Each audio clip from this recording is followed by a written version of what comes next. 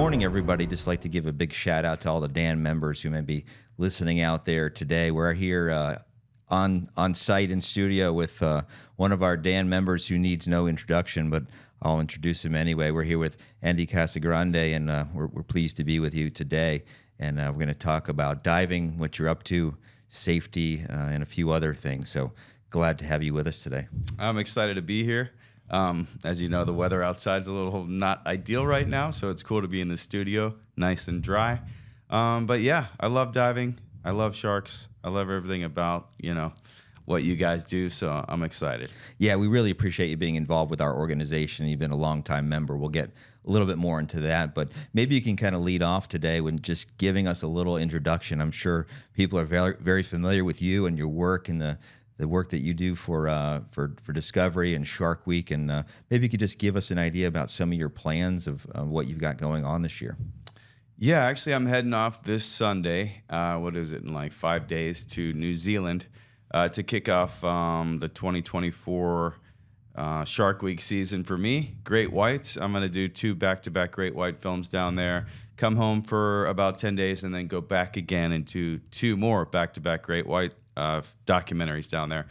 It's and that's remote. It's really far. The next stop is Antarctica. It's cold. The sharks are all business, and I'm excited to get back to work. Yeah, that's really cool. It's very interesting work. And how long have you been doing this for? I mean, it's been years you've been involved in filming. Officially, I really picked up my first camera to film sharks back in 2002.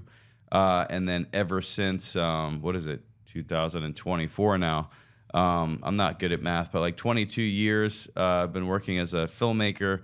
And as a diver, I started diving in the year 2000, which is, I'm getting up there, I guess. It's been a minute. Yeah, it's been a minute, 24 years of diving. And I've been a Dan member since the day I became a diver, thanks to my dive instructor. Where's your favorite place to dive of all the, the experiences that you've had, which are quite a few? Where do you go? I get that question all the time. Where's my favorite place? It's really a tough. It's so tough for me to answer. If I had a gun to my head, I would maybe say South Africa, because you have so many different environments to dive in. Specifically with great whites, you got kelp forests, you got sandy bottoms, you got reef, deep water, shallow. You got hunting grounds where they're launching, ambush attacks on seals, shallow bays where you're, kind of feel like you could be somewhere in the South Pacific. But yeah, it's remote, it's rough. The water can be very unforgiving. But yeah, I would say South Africa is probably one of my favorites. Yeah, that's very cool. When you go on these trips, and a lot of these you're gone for good chunks of time, do you take your wife, Emma? I mean, she's a diver, she's a photographer. I see her out there with you. Yeah. I just saw, and congratulations, you're on the cover of Naples Magazine. Oh, yeah. That was pretty cool. Nice little article there. But you've also got a couple kids. Ace and Nova, I believe, 11 and 9, and all of us are divers. They're just getting into it, and So do they go with you on these trips? They do. We actually got we took Ace when he was 4 years old, and Nova when she was 2 years old, to see their first great white sharks in South Africa. So they've been diving since a young age, and Ace is officially a PADI open water certified diver. Nova's got her PADI bubble maker. She can dive in swimming pools. And then Emma, she's been diving with me for years. And they do come on a lot of my expeditions. Unfortunately, their spring break literally starts the day I leave for New Zealand. But as I said before, the place I'm going to New Zealand is very harsh. It's cold, it's rough, it's sharky. There's not much going on else down there. And it's not a place I will take my family almost everywhere, but I'm a bit more risk averse now. I'm just trying to keep them alive. Yeah, keep them safe. Yeah. So you talked about your kids there for a second. So I actually looked at your member profile. It looks like Ace and Nova, they're already Dan members. And you're getting them started right and on that mission of safety. And then that's important. And I think, instilling the values that you learn maybe from your dive instructor and your kids for the next generation. I think that's really cool. Yeah, I mean, now that they're putting tanks on, regulators, they're entering the water, and not just that. When you're traveling, all kinds of things can happen, especially if you got kids.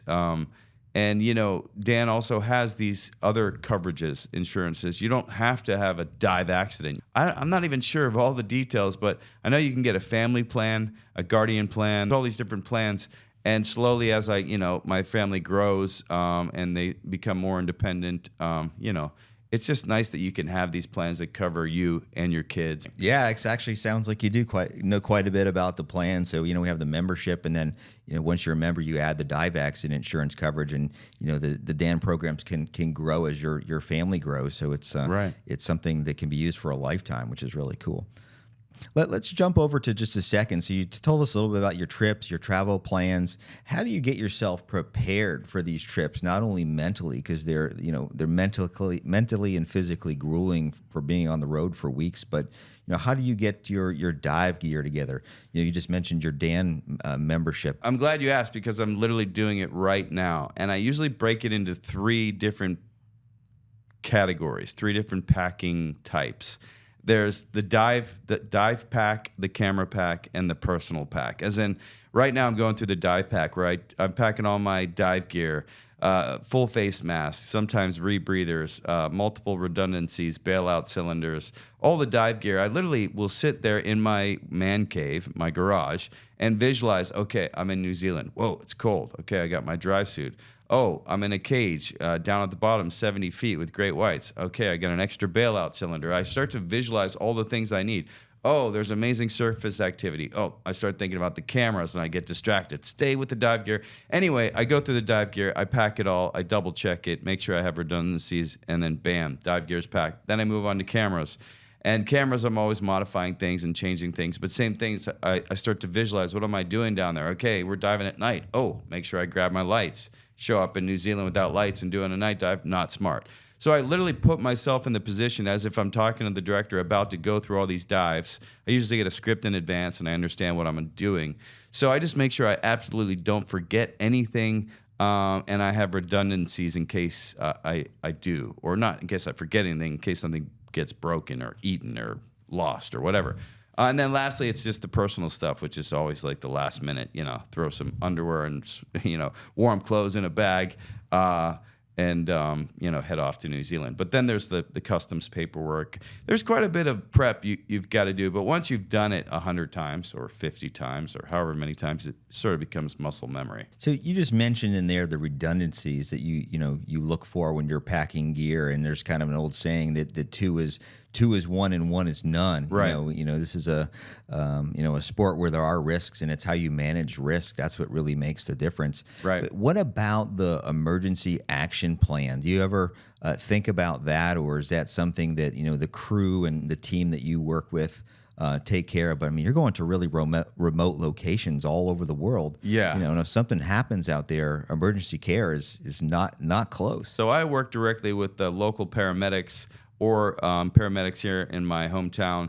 We always put together our own emergency action plan, so we know that if we need to get medevaced off of this island to get to the main island, especially when you're dealing with New Zealand, you're often on these small remote islands that don't even have airstrips or even landing helipads or anything like that. So I sort of put together my own, and then I work with the director just to make sure, hey man, we've got a proper medic, we've got oxygen, we've got emergency action plan on who's calling who when something goes wrong. Does the chopper and the emergency hyperbaric chamber, do we know how far it is? Do they know we're working here? It's always a good idea to give the authorities a quick, hey, we're here with Discovery Channel for the next month, working with great whites at Stewart Island. Just wanted to say what's up. We're not planning on having any issues, but just in case, confirming your hyperbaric chamber is still in order. It's still here. This is still the number. So yeah, you just run through the basics, super common sense. You hope you never have to use it, and sometimes you do. I've had a few instances where I've had to call Dan. I can talk about it right now. Yeah, let's jump into that now. Yeah. I mean, funny enough, the very first time I had to call Dan, it's actually kind of embarrassing. I learned to scuba dive officially in the year 2000 out in California, Monterey. Visibility is not really great out there often. But anyway, long story short, after I got certified in California, I went to the Great Barrier Reef where the visibility is amazing and there's lots to see and the water's warm. And unfortunately, I'm embarrassed to say that I got so absorbed in the barrier reef that I ran out of air. And this is the very first time, and probably only my 10th dive in as a diver. And I fully run out of air. And although I remembered from my dive training, if you run out of air, do an emergency swimming ascent, exhale, look up. You could still ascend relatively safely if you stay calm. And it's just like diving with sharks. Don't panic. It's the worst thing you can do. You want to stay calm, relaxed, and focused. So anyway, I do that. I ascend, emergency swimming ascent. I get to the surface. I feel fine. I had enough air left in my lungs when I had that last pull on the tank that I seemed okay. But, I was a new diver. I went and I told the dive master, hey, I unfortunately ran out of air at about 40 feet. I swam up, emergency swimming ascent. I feel fine. He looked at me. He's like, okay, let's go. We went up to the captain's quarters. We immediately called Dan. Dan put a doctor on the phone, immediately says, how do you feel? Tell me what happened. I ran him through everything. He started running through a series of diagnostics with me and the dive master, having me touch my face, look at my vision, my eyes. They had me breathe in O2 for the next hour or something, I forget. I was extremely embarrassed, but right there on one of my 10th dive in as a diver, I called Dan. Luckily, it wasn't life-threatening, but it could have been very nerve-wracking not to know. Yeah, that's an amazing story, and it just goes to show you that it can even happen to the world's best, right? And that's why we always believe in divers being Dan members. We're there to help. We've been there for over 40 years, helping divers, and we've got an amazing team on site. They're there 24/7. We've got doctors, medics. They're trained in dive medicine. These guys or these people know. They know what they're talking about. These team members we have, they train other doctors, MDs, physicians who are super smart, educated, but they're not dive No, they're not. medical and that's specialists. critical. And there's a difference there, And I've right? got another story that's a Go little ahead. funnier. Not my fault on this one, but fast forward from that 10th dive of my life, running out of air, calling Dan, to the second time I called Dan 15 years later. I'm out at Guadalupe, a famous great white shark hotspot. I'm on a Shark Week shoot. We've got a full dive team, a paramedic. We've got it all.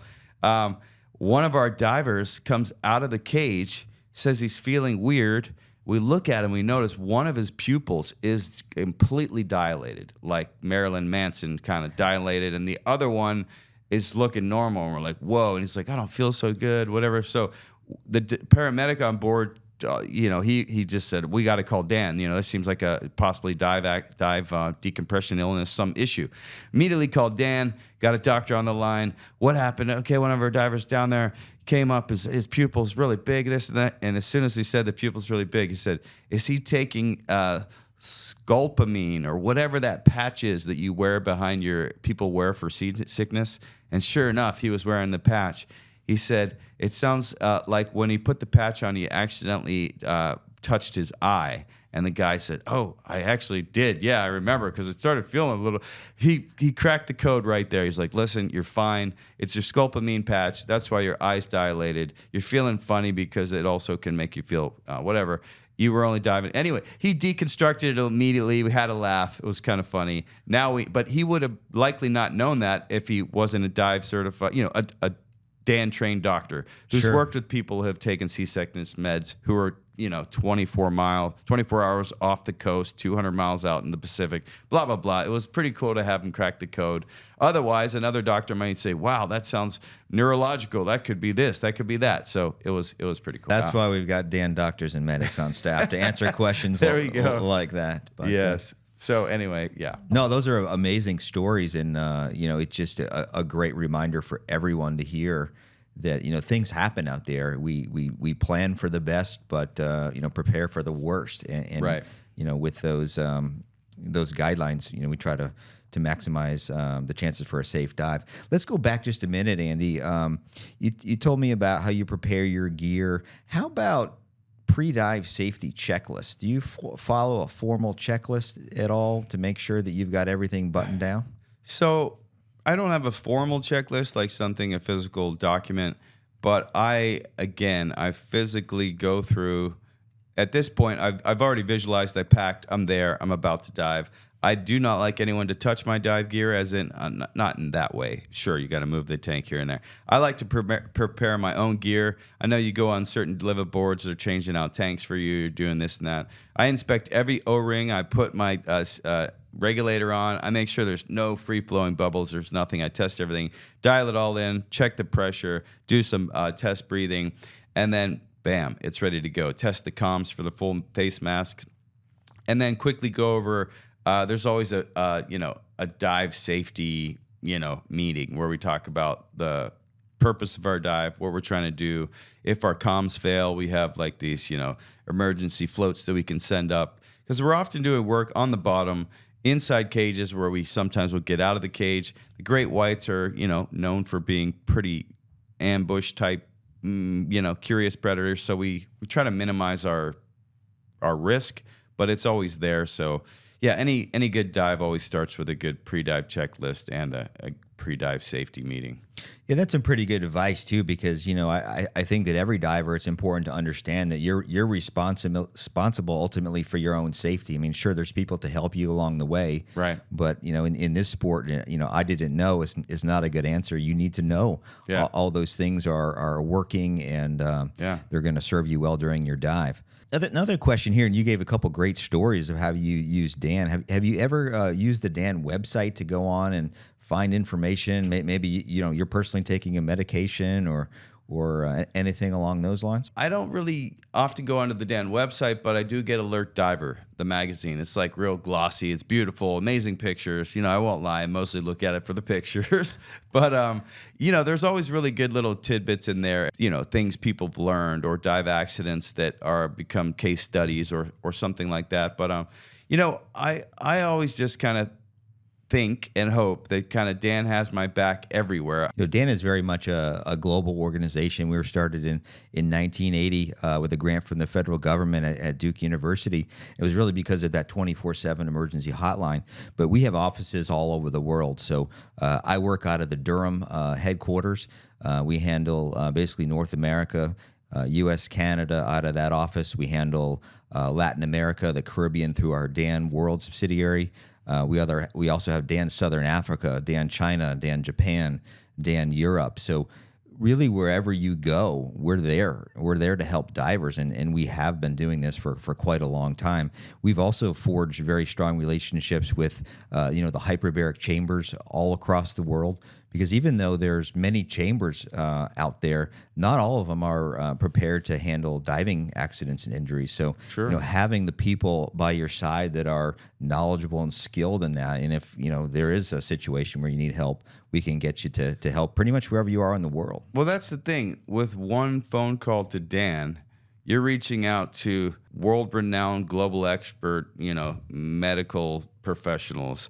I actually need to put that on speed dial, because I have the Dan numbers on my membership cards, but like I often think like a dive accident happens, and often there's stickers on boats. You see Dan. I mean, my dad's name's Dan, so it's funny. We're everywhere. You're everywhere. If you can't find the Dan number, then you're on the wrong boat, I guess. But if you can, when you said you have these locations all around the world, I'm assuming if I just randomly called Dan USA, but I was in Bangkok, they're going to route me to the right place or assist me to make sure that they're going to take care of the best emergency care. So we have our global hotline, 919-684-9111, and that puts you through 24/7 anywhere you are in the world. You'll get connected with one of our hotline staff. It's really important for people, in the event of an accident or an emergency, get local medical assistance first, local 911 or whatever that equivalent is around the world, and then call Dan so you can get those EMS services rolling. But we're right by your side. We're there to help wherever you may be diving. A couple more questions as far as the preparation. You mentioned a little bit earlier about the boats that you're on, the safety equipment. They've got O2 first aid. I assume trauma kits. Standing by just in the rare event of an accident. Here's what I've learned: every single shoot is different. I have what's the word? I do not mind being the squeaky wheel when it comes to safety, because I'm usually the guy that's at the forefront taking the biggest risks. It's not the directors, the sound man, or the writers that's sitting on the boat making up the next scene. It's me that has to interact with these super charismatic and curious predators and make good cinematography images at the same time, be safe, and interact with all the other personalities on the boat, make it all happen. So often I'll show up and immediately I say, do we have oxygen? And what do we, you work with a variety of people, some that really get it and they're in production, they're in professional networks that this is what they do, whether it's military or industrial or commercial. I treat every job like it's a professional, endeavor where people's lives are in my hand. My own life is in my hand. So yeah, I'm always asking what we have, and I always bring my own little, trauma kit myself. I always dive with multiple tourniquets. I have one that I always strap to myself, one for another diver.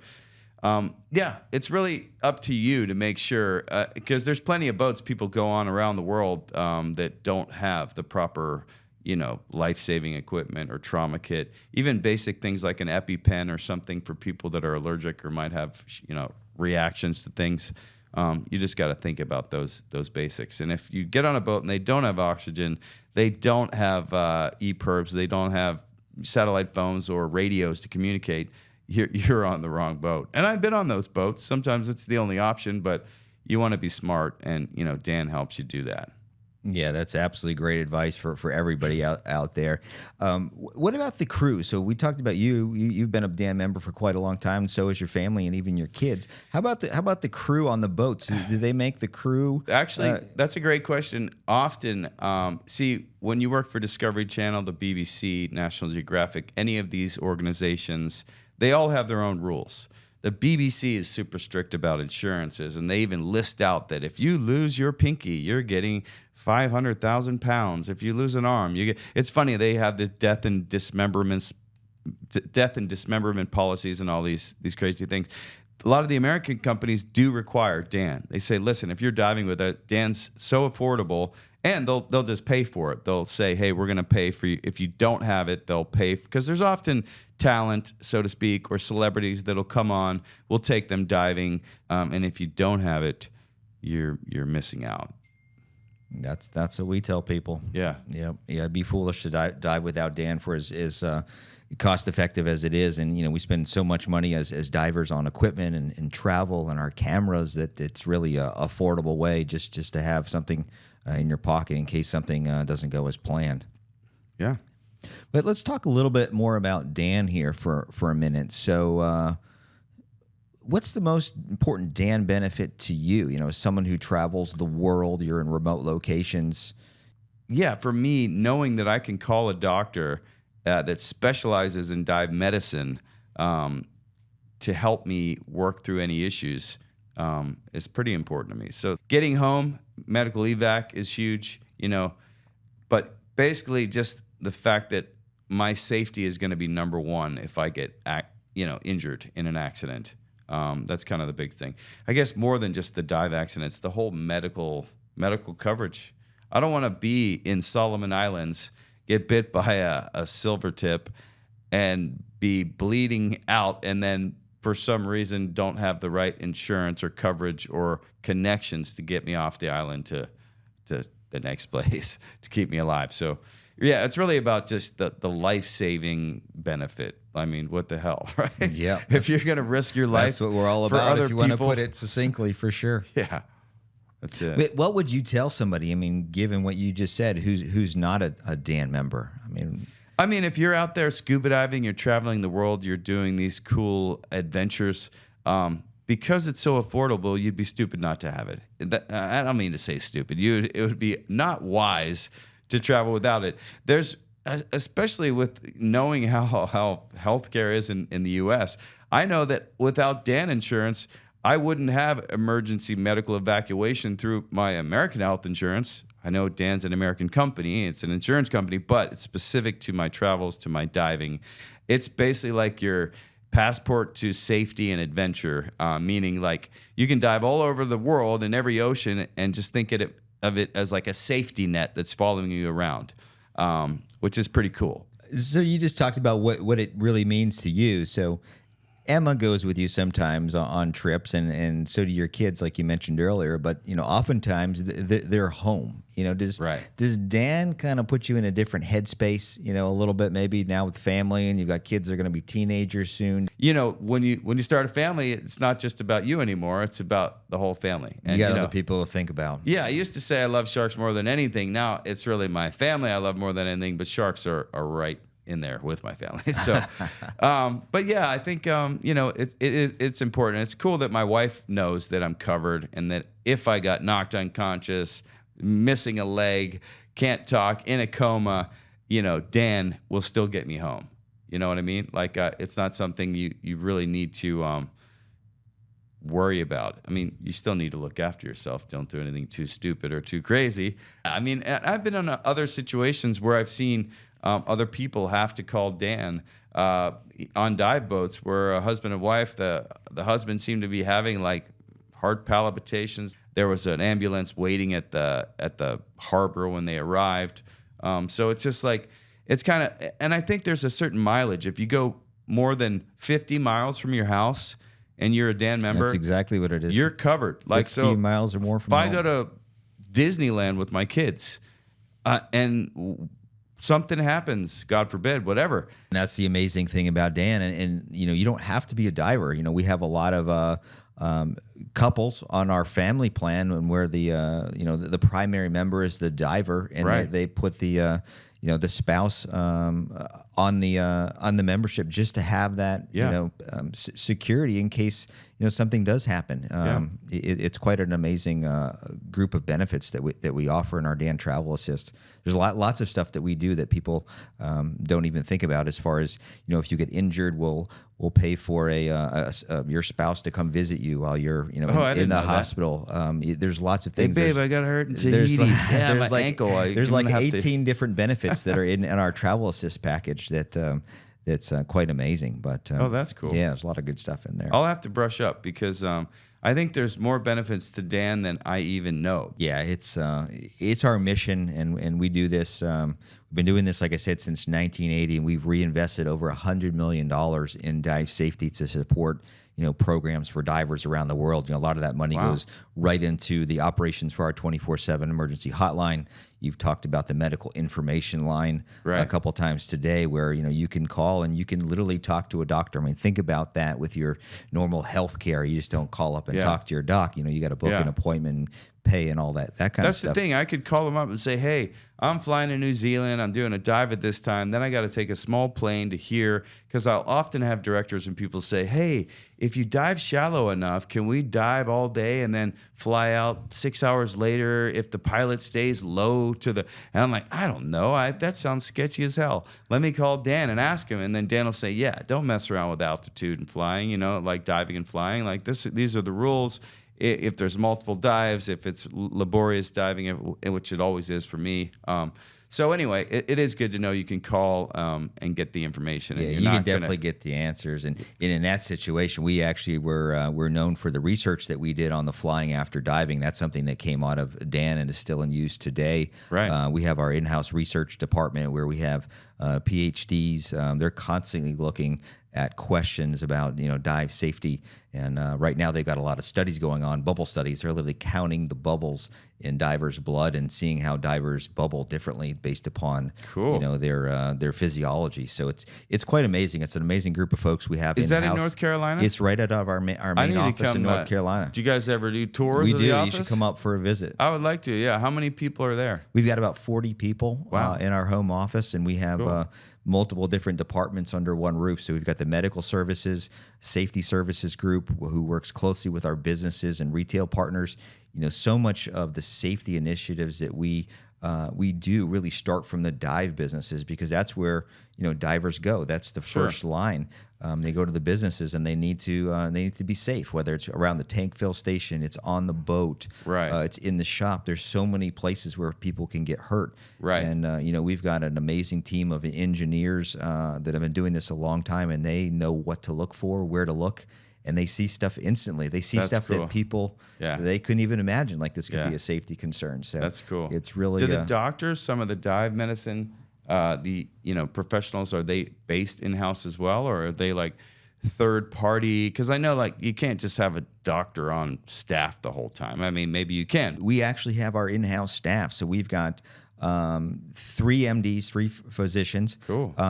We have a whole team of medics. So those are the folks usually on the phone when people are calling. So these people have very deep levels of training. They came from fire agencies. They came from all different backgrounds, and they have a dive. They have dive knowledge and an interest and a passion. I think that's the other thing, is that we have such a strong passion for helping people. We also, and you mentioned about who you call in the world. We do have several different hotlines, which we just recently launched. We can answer calls in multiple languages now, so that's always a barrier huge for people who don't speak English as their first language. Who do they talk to? Who can they get that information from? So that's very very important. That's great. For sure. That's great. I've got a couple more questions for you, Andy, and then we'll let you get back to your day, because I know you're busy packing to head out here. But coming back to Dan for a second, I mean, what would the industry be without Dan here? We probably a bunch of dead divers. I was actually thinking about that myself, like, because Dan is at the forefront of dive safety, dive insurance, dive medicine, and without Dan, man, I think Shark Week would be way sketchier. I mean, I really had to fight over the years to make paramedics a common cast and crew member for our films, because it was always like, oh, well, we don't have a budget for a paramedic. It's like, well, geez, man, you got a budget for everything else. You should have a budget for safety. I mean, all jokes aside, like with Dan, it's really hired the bar when it comes to just professional safety. The oxygen kits, everything they sell is just geared towards, if you need dive oxygen kits, you buy them direct from Dan. They're going to give you exactly what you need. You're going to know how to refill them. You're going to know how to service them. You're going to know how to essentially provide, life-saving support. Yeah, where would I don't know where we would be. Maybe I wouldn't be here. I don't know. Like I said, I've only had to call Dan twice. Both times were relatively minor. I don't like to bother them. They've got their hands full with plenty of other stuff. So I'll be a lifetime member, but I'll just try to be a silent member, just put my head down and get it done and keep it safe. But knowing that they got my back, knowing that they're global, the safety net sort of expands the entire ocean is pretty awesome. Yeah, and I think it's important for people listening this to know that you can call Dan. If you have a question, you're not even sure what your question, and you're just looking for general assistance. We're really here to help. We're here to help divers. We're here to help the businesses with the safety consultations. We take this extremely seriously, and we're proud to be here for divers, and that's why we exist. If I had to just kind of close with a couple philosophical questions for you, Andy, what's something that stood out for you, like through your career, that you've learned about dive safety? Like, what do you know now after diving for 20-something years that you didn't know when you first got into the water? I think the number one message and the number one, lesson that I've learned about dive safety over the past 24 years of diving, it is that it's up to you.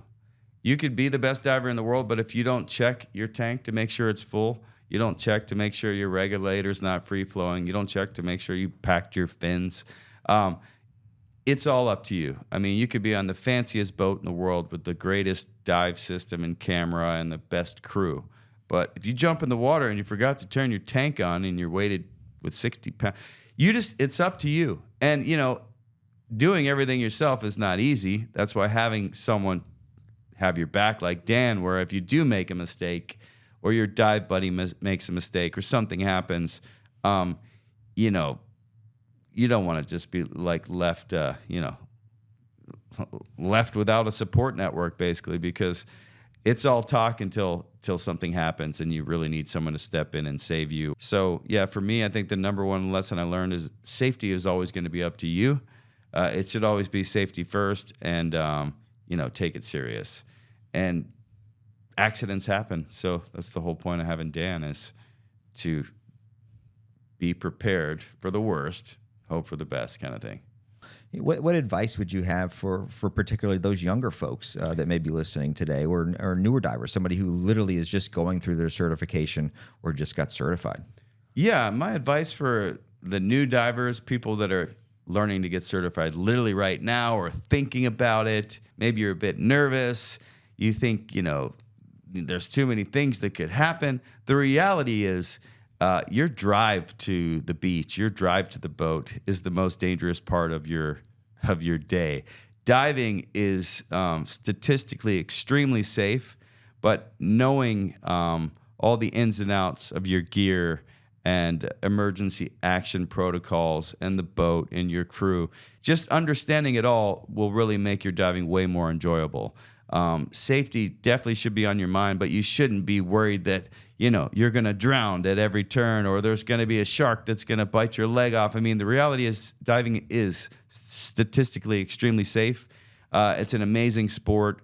You should have fun, but you should be really confident that you understand your gear, understand what to do in an emergency, and get as many certifications as you can, from the open water to the advanced to the rescue, all the way up the line if you want to. I mean, the more you learn, the more you know, the safer you'll be, the more fun you'll have. Yeah, the learning really never stops in this sport. And there's just so much to know and see. And I think the more training that you have, it'll benefit you in the long run and keep you safer for sure. 100%, yeah. Yeah. But Andy, I'd just like to say thank you for joining us today. I think it's been quite an interesting conversation, and hopefully the folks watching this out there will pick up something that they can use in their own diving. And we look forward to seeing you work on television, Discovery, Shark Week. Every summer. It's quite amazing stuff. The things that you come back with is just awe-inspiring. So thank you very much for your time. And for those of you watching out there, we hope you enjoyed the podcast. And, if you're a Dan member, we thank you for your support. It's with your support, your membership, that we can make the things possible for dive safety. And if you know a diver who's not a Dan member, we strongly encourage you to encourage them to be a Dan member, because at Dan, we believe that every diver should be a member. So, Andy, thank you very much for your time today, and safe diving, everybody. Thank you. Have a great day.